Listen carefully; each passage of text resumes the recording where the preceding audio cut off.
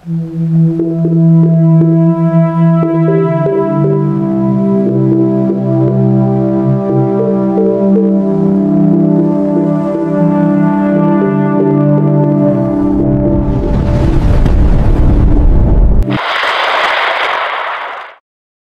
ang pinakahuling balita sa lagay ng panahon ngayong Huwebes, ika-25 ng Setyembre taong 2025. Ang bagyong minomonitor natin, na may kategoryang tropical storm, ay lalo pang lumakas sa mga nakalipas na oras at ganap na ngayong severe tropical storm.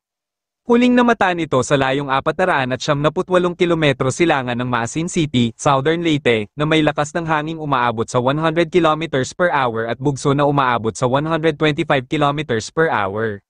Kumikilos ito pakanluran, hilagang kanluran sa bilis na 15 kilometers per hour. Dahil dito, maging alerto sa mga pag-ulan na maaaring maranasan ngayong umaga sa silangang bahagi ng ating bansa. Lalo na sa Samar Region, hilagang bahagi ng Caraga Region, at sa Bicol Region dahil sa paglapit ng bagyong Opong. Samantala, ang bagyong nandoon ay tuluyan ng lumayo sa ating Philippine Area of Responsibility at wala na itong direktang epekto sa kahit anong lugar sa ating bansa. Dahil sa paglapit at paglakas ng bagyong Opong, may nakataas tayong weather advisory ngayong gabi hanggang bukas ng gabi.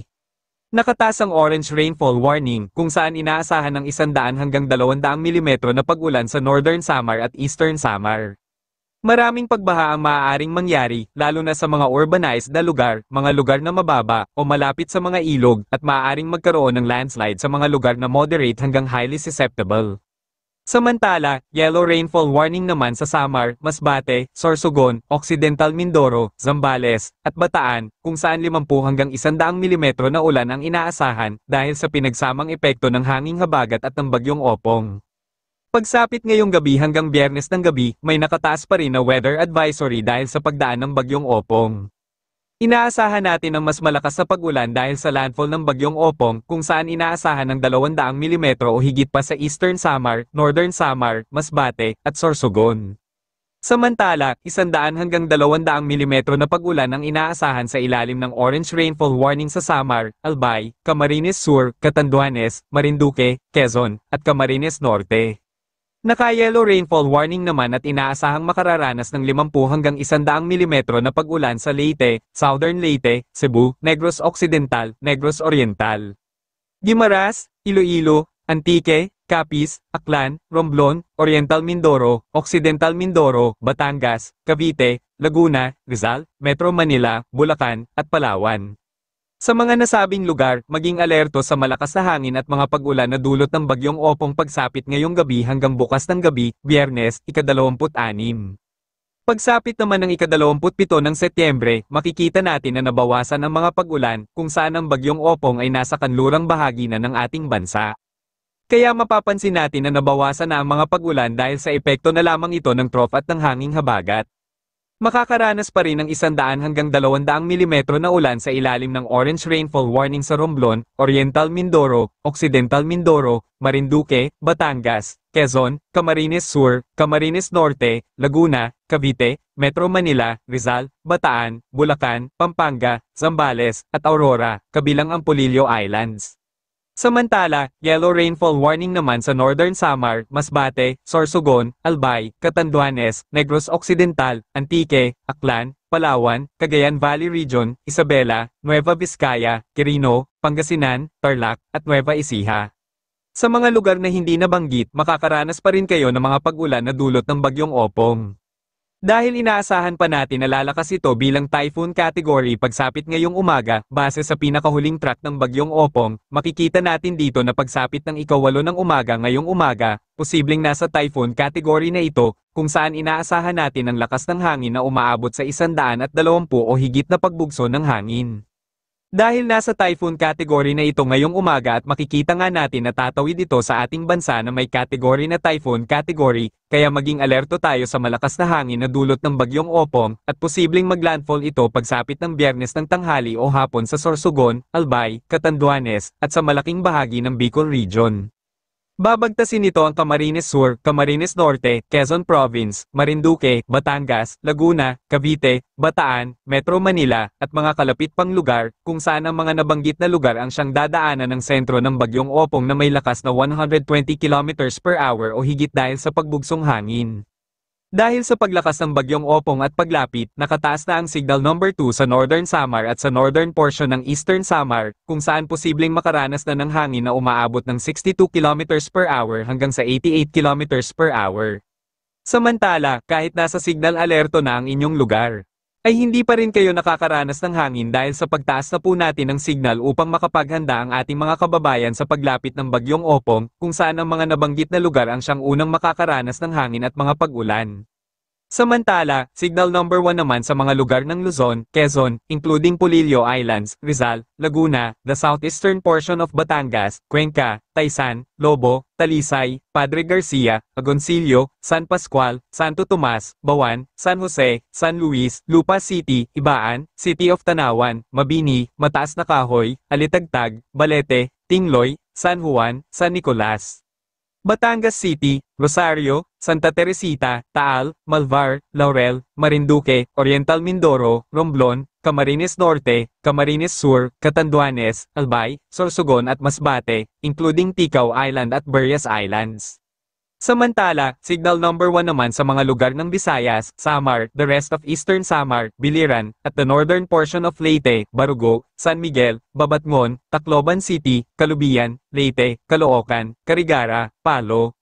kung saan possible makaranas ng hangin na umaabot sa 39 km per hour hanggang 61 km per hour paglapit po yan ng bagyong Opong na may warning lead time na 36 hours, kaya makapaghanda pa po tayo sa paglapit ng bagyo, lalo na sa may nakataas na wind signal sa paglapit ng bagyo na siyang unang makakaranas ng epekto ng hangin at mga pag-ulan. Mag-ingat po tayong lahat at manatiling handa. Base sa bagong tropical cyclone threat potential na inilabas ng PAGASA, mula ika-24 ng Setyembre hanggang 30, inaasahang tatawid ang bagyong Opong sa ating bansa. Mula ika-1 ng Oktubre hanggang 7, may bagong senaryo na posibleng may mabuo na naman sa silangang bahagi ng ating bansa at posible rin itong tumawid sa ating kalupaan o maglandfall. May kasunod din itong papasok sa ating Philippine Area of Responsibility. Sa ngayon, may low chance pa rin ito, ngunit para sa babala at paghahanda, kailangang malaman ng ating mga kababayan na posible pang may mabuo sa silangang bahagi ng ating bansa habang patawid ang bagyong Opong sa ating bansa. Kaya pinapaalalahanan po namin kayo na maging handa, alerto, at updated sa mga bagong ulat na aming ilalabas dahil posible pa rin itong magbago. Samantala, para naman sa magiging lagay ng panahon sa ating bansa, asahan pa rin ang mga pag-ulan sa kanlurang bahagi ng ating bansa ngayong umaga, lalo na sa Zambales, Bataan, Batangas, at Occidental Mindoro, dulot ng hanging habagat na siyang nakakaapekto sa mga nasabing lugar. Sa mga nalalabing bahagi ng Luzon, inaasahan natin, lalo na sa Bicol Region, na makakaranas sila ng maulap na papawirin sa umaga at mga kalat-kalat na pag-ulan, kung saan mas lumakas ang epekto ng bagyong Opong sa hapon at gabi dahil sa inaasahan nating mas lalapit pa ito ngayong araw. Kaya maging alerto lang po tayo sa mga biglaang malalakas na pag-ulan na dulot ng bagyong Opong. Dito naman sa Visayas, inaasahan natin na makakaranas rin ng mga localized thunderstorm ang silangang bahagi ng Visayas dahil sa paglapit ng bagyong Opong, lalo na sa Samar, Eastern Samar, Northern Samar, Biliran, Leyte, at Southern Leyte, kung saan posible nang makaranas ng mga pag-ulan ngayong araw. Samantala, hanging habagat naman ang siyang nakakaapekto sa kanlurang bahagi ng Visayas na siyang nagdudulot ng maulap na papawirin at kalat-kalat na pag-ulan, lalo na sa hapon at gabi. Sa mga susunod na oras, posible nang makaranas ng localized thunderstorm dahil sa trough ng bagyong Opong, kaya pinaghahanda natin ang ating mga kababayan sa mga biglaang buhos ng pag-ulan. Para naman sa magiging lagay ng panahon sa Mindanao, inaasahan natin ngayong umaga na makakaranas ng maulap na papawirin at mga pag-ulan sa Dinagat Islands, Surigao del Norte, Santiago, Tandag, Butuan, Prosperidad, Bislig, Loreto, Hingoog, Mambahaw, Valencia, Cagayan de Oro, at Marawi, dulot po yan ng trough ng bagyong Opong. Pagsapit ngayong 8 AM ng umaga, posible nang ito ay nasa typhoon category kaya malalakas pa ang hangin na dala nito at mga pag-ulan kaya maging alerto po tayo lahat at manatiling updated sa mga bagong ulat panahon na aming ilalabas.